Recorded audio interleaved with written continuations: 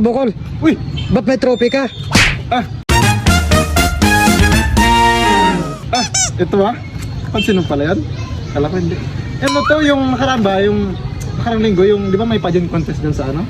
Sa barangay? Napanalunan ko to yung isa na to. Yung may tao-tao pa sa taas niya. Ganda nga eh. Ganda ba? Oh.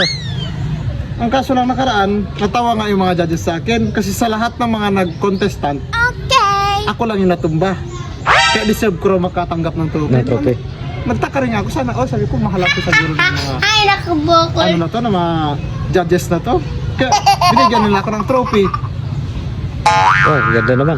Kung titingnan man siya, maalikabok man siya, Maalikabok. parang kinagat pa na yung daga. Oo, kalawangin At least, trophy pa rin niya. Trophy pa rin siya. Kahit ano pa yung ano niya, itsura niya, trophy pa rin yan. Kaya ito naman, napalanunan ko sa ano? Napanalunan ko sa ML ba? Sa ML?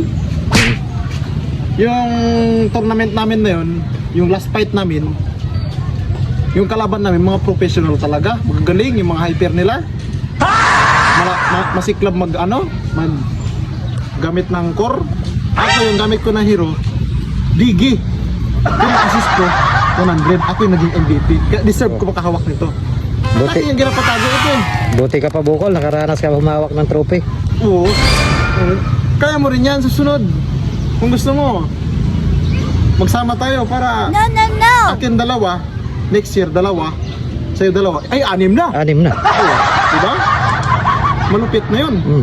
Kahit pa paano, may na-achieve tayo ba? Kahit sabi natin may alikabok, kasalanan natin yung truck nakaraan dyan eh.